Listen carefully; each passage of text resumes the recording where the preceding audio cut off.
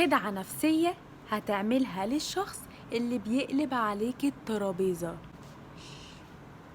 لما حد يقلب عليك الترابيزة ويجيب ان انت السبب في كل حاجة ويقعد يلومك عشان تنسى غلطته وتقعد تدافع عن نفسك، ما تقعدش تدافع عن نفسك وتقوله انا عملت كده وانا عملت كده، انت بتجيبها فيا. اللي انت هتعمله بالظبط، لو انت واقف بتكلم حد عن غلطته وبتقوله اللي مضايقك وبتحاسبه، وهو بدأ يقلب الترابيزة عليك ويجيب كل اللوم عليك، ساعتها استنى يخلص كلام خالص ويقول كل اللي هو عايزه،